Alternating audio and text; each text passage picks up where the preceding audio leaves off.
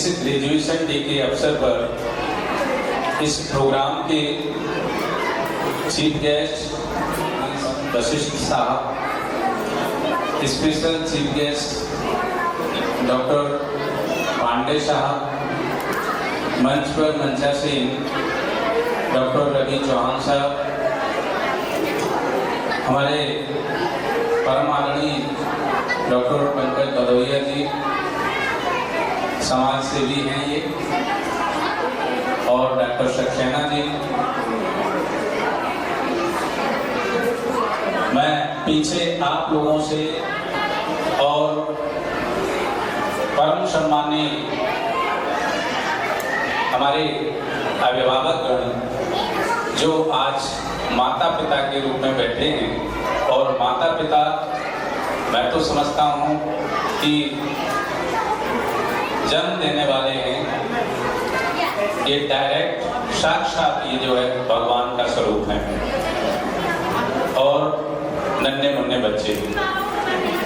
मैं आज इस प्रांगण में डॉक्टर वशिष्ठ साहब के जो पद रजकण पढ़े हैं, ये अभी मेरी वार्ता हो रही थी सर से, 81 ईयर्स ओल्ड है, 81 वर्ष पुराना अनुभव।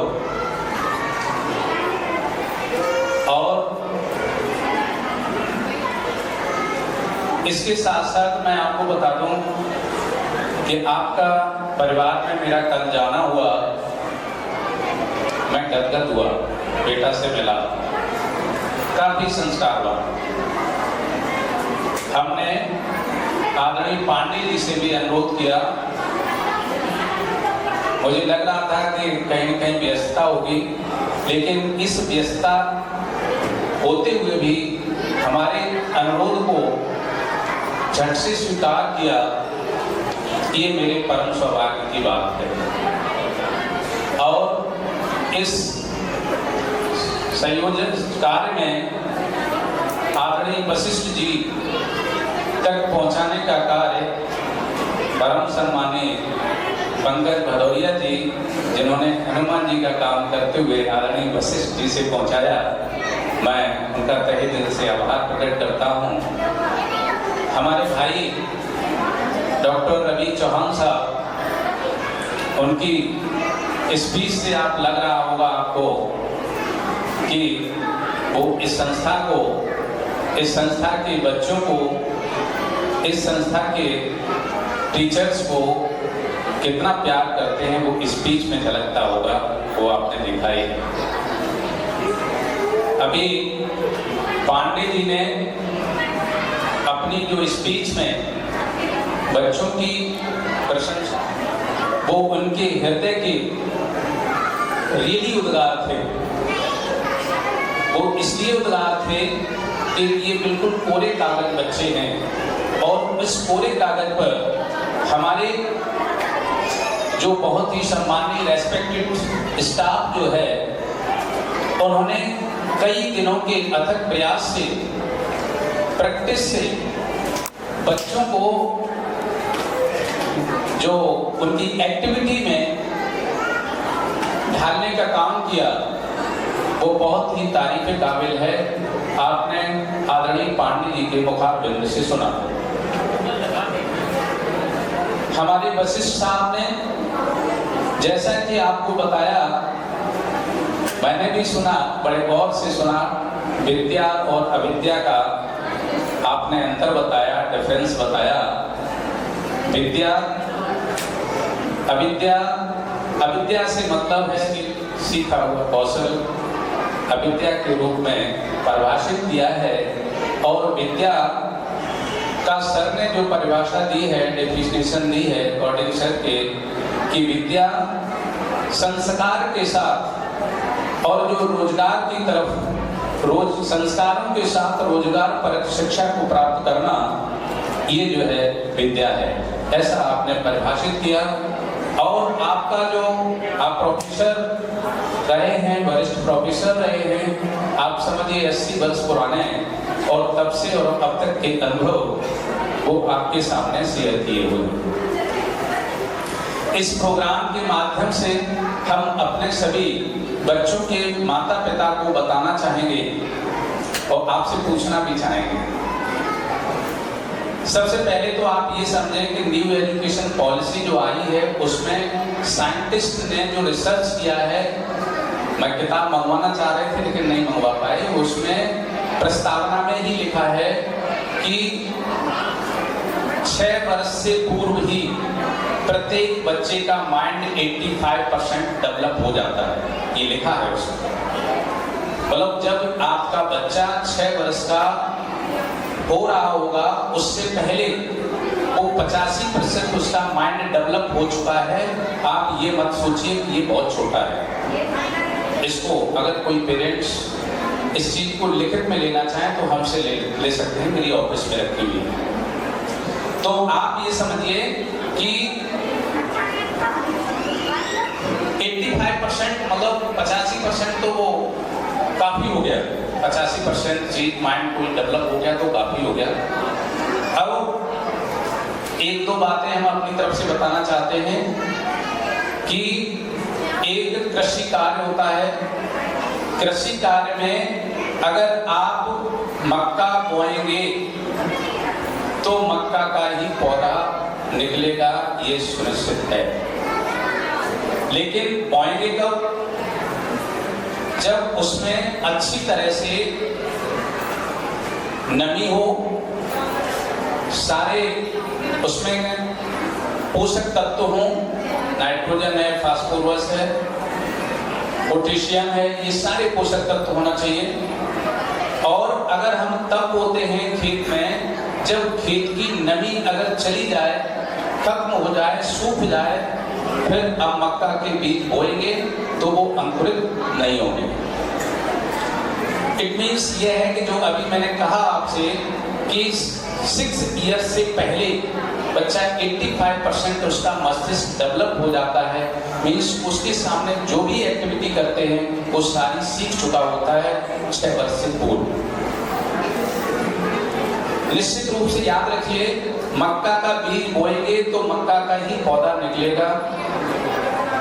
आप जो है गेहूं का बीज बोएंगे तो गेहूं का निकलेगा, आम का बोएंगे तो आम का ही निकलेगा, इसमें कोई दो राय नहीं है। और ये भी गांठ बांध लें आप लोग, शिक्षा को सरस्वती क्यों कहा गया है?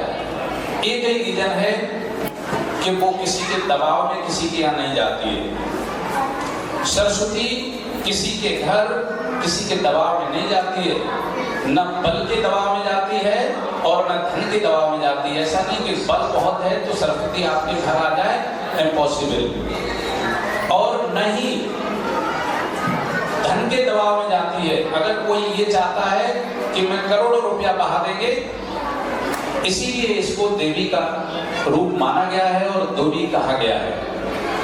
ये सिर्फ अगर कहीं जाती है तो उसका एक ही रास्ता है, एक ही उसका आवाहन करने पे आती है, वो है श्रद्धा, डेडिकेशन और लगन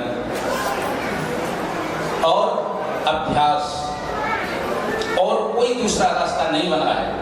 न तो कभी हमारे पेरेंट्स, मैं गांव को बिलोंग करता हूं, गांव से आया हूं और मैं जानता हूं कि भारत देश गांव का देश है। धीरे धीरे करके गांव से लोग डेवलप हुए और गांव से शहर में आए हैं। ये भारत देश ही गांव का देश था, अब डेवलप हो रहा है।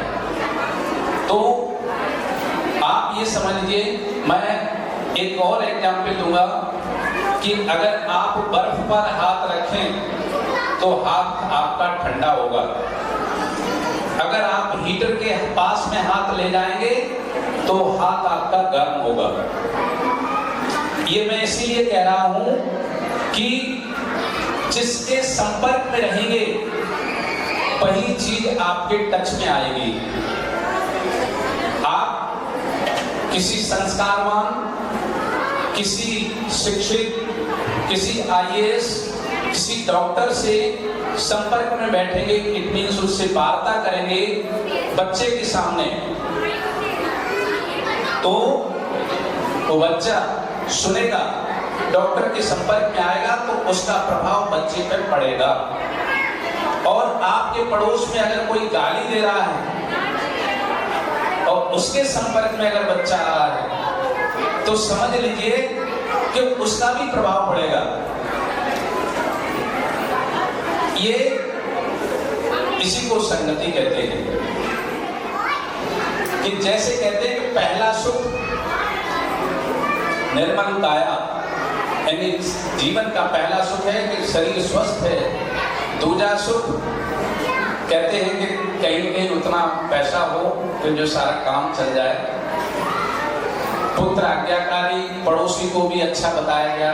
तो मैं अपनी संपर्क की बात कहता हूँ कि संपर्क, बच्चे का संपर्क किसके साथ है, आपका संपर्क किसके साथ है। हमारे पेरेंट्स कब जागरूक होते हैं, कब अवेयर होते हैं, वो मैं आपको बताता हूँ। पेरेंट्स जब बच्चा 10th में पहुंचता है तब उसे लगता है कि अब इसकी परसेंटेज बहुत अच्छी आनी चाहिए। ये पॉसिबल नहीं है। 10th तक पहुंचते पहुंचते उसे 13 वर्ष हो जाती हैं। एक बच्चे को इंटर करने के लिए 15 वर्ष लगते हैं। फर्स्ट से 12th तक 12 वर्ष और नर्सरी KG1 KG2 3 वर्षीय, तो 12 और 3 15 वर्ष लगती हैं। और स्टूडेंट जब पहुंच गया 10th में तब याद आता है कि इनकी परसेंटेज बहुत अच्छी होनी चाहिए। तब 10th तक उसे 13 वर्ष हो जाती है पूरी।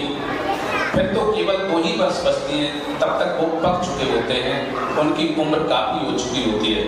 मेरा आपसे सभी से अनुरोध है कि आप बहुत ही जागरूक हैं, अवेयर हैं। इसी तरह से और जो माता पिता, मेरे एक संपर्क में ऐसे भी पेरेंट्स हैं, यहाँ का स्टूडेंट रहा है वो लड़का, उसकी माँ एक अक्षर नहीं पढ़ी थी।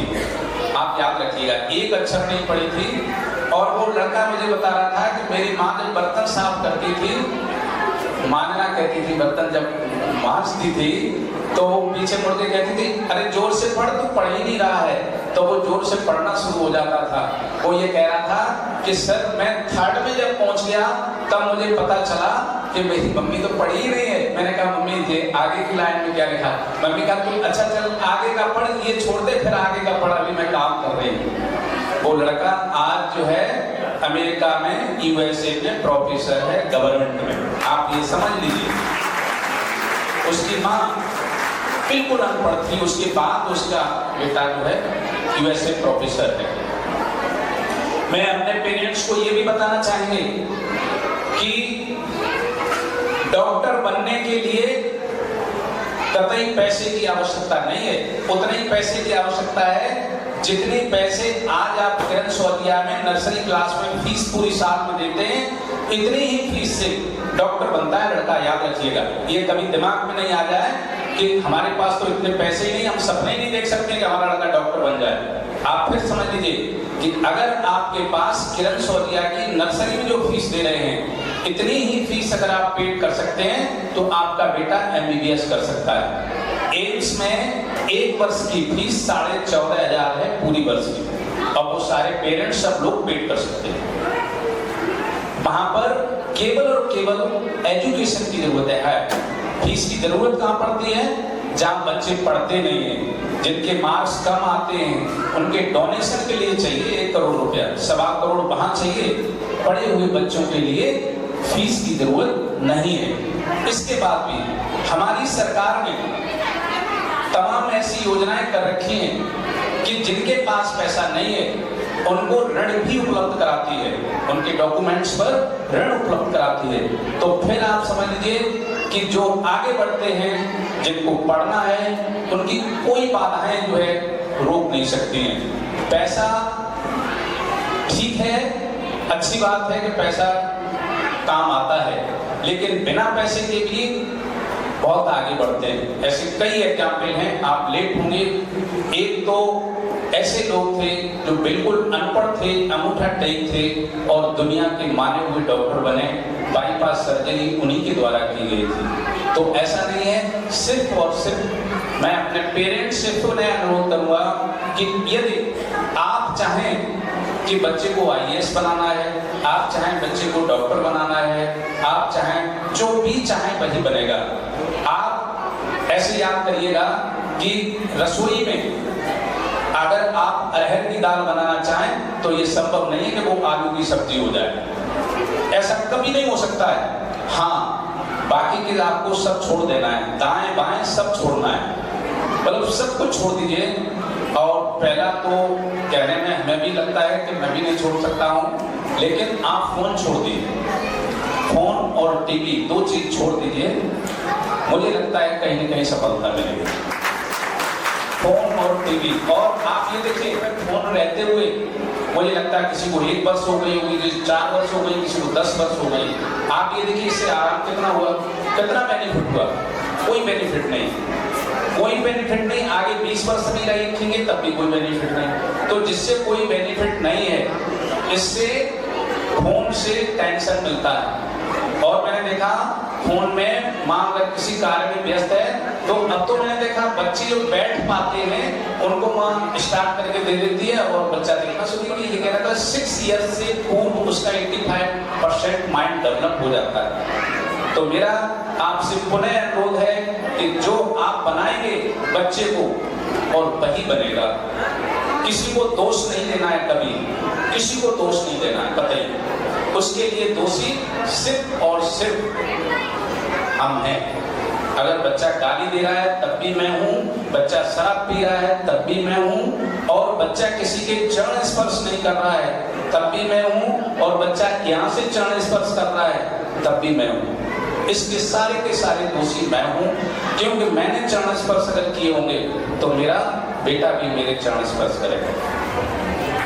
आप मैं अपनी अगर तुलना करूंगा तो लगेगा आज मैं मेरे बुजुर्ग पिताजी हैं 80 ईयर्स के हैं, मैं सुबह जग करके पहले उनके ही दर्शन होते हैं और 4 बजे उनके पैर मैं छूता हूँ। जब मैं छूता हूँ तो मेरे लड़के छूने लगे मेरे। तो मैं ये चाहता हूँ कि हमारी जो भी माताएं बहनें यहाँ पर हैं, पेरेंट्स हैं, वो बच्चों को जो अभी आदरणीय वशिष्ठ जी ने बताया कि ये जरूर सिखाएं। देखा गया है कि बाबा का सम्मान नहीं होता, सम्मान तो पहले पापा करेंगे तब बाबा का सम्मान नाती करेंगे। तो प्लीज फिर मैं अपनी बात की बनेगी, संकल्प ये लीजिए, जो हमारी माताएं बहनें हैं वो ये ध्यान दें, बच्चे को नर्सरी से कक्षा 5 तक 2 चीजों पे जोड़ दें। हो सकता है मेरी फिर मुलाकात हो आपसे। एक तो बच्चे को हिंदी पढ़ना सिखाएं, बच्चों को कक्षा 10 तक हिंदी नहीं आती है, और इंग्लिश पढ़ना सिखाएं। और कक्षा 5 तक का गणित हो जाए तो कक्षा 5 तक की उसकी पढ़ाई कंप्लीट है। एक हिंदी पढ़नी, इंग्लिश पढ़नी, अगर और गणित आता है तो वो दुनिया का सबसे होशियार लड़का है। और अगर ये नहीं आता है फिर आप चाहे साइंस पढ़ाइए, चाहे SST पढ़ाइए, फिर कहीं कुछ नहीं होने वाला। इन सभी बातों के साथ साथ मैं पुनः आए हुए हमारे चीफ गेस्ट, स्पेशल गेस्ट आदरणीय डॉक्टर साहब सक्सेना जी, आदरणीय पंकज भदौरिया जी और देवतुल्य माता पिता उपस्थित, यहाँ सारे देवतुल्य माता पिता सभी को मेरा आभार और बहुत बहुत धन्यवाद कि आप आए। समय समय पर मुझे खुशी होगी कि मैं जो आपके बच्चों के लिए स्कूल को संचालित कर रहा हूँ, अगर कहीं कोई कमी लगे तो मुझे बताएं, जरूर फोन करके बताएं। अगर आपके पास समय नहीं है फोन अवश्य करें। मेरा नंबर चाहे तो नोट कर लें 9720780000। फोन करके मुझे डायरेक्ट बताएं, कोई कमी कहीं दिखती है मुझे बताइए, मैं उसमें अमेंडमेंट करने की कोशिश करूंगा। ये मेरा आपके साथ वादा है। और जितना संभव है हर वर्ष मेरा एक ही सपना है, वो आपको फिर सुनाता हूँ कि हम ये किरण सोदिया प्रदेश में वो कौन सा दिन होगा जब मेरा बच्चा 100% मार्क्स ला करके पूरे प्रदेश, पूरे देश में नाम करेगा। ये सपना जरूर पूरा होगा। और अभी तक हम 98.8% तक पहुंच चुके हैं और कई बच्चे हर वर्ष, पिछले साल भी एक पीयूष का लड़का हमारे यहाँ IIT से गया है, मेरा खुद का लड़का दिल्ली टेक्निकल यूनिवर्सिटी में पहुंच गया है, कंप्यूटर साइंस से है, और 8 लड़के आप बोर्ड आगे पढ़ेंगे जाके पिछले सेशन के बोर्ड के बच्चों का यहाँ है। विशेष बात यह है कि एक जीनियस क्लास चला रहे हैं जो 2025 में बच्चे 10th में परीक्षा देंगे, उनका सिलेबस अभी 90% हो गया है। इतना बच्चे ये फास्ट चलते हैं। तो मैं आपके बच्चों के प्रति पूरी कृतज्ञता और पूरे वचनबद्ध तरीके से आश्वासन देता हूं कि जितना भी संभव प्रयास है मैं करूंगा। हाँ, आपके सजेशन की बहुत जरूरत है। बहुत बहुत धन्यवाद। जय हिंद, जय भारत।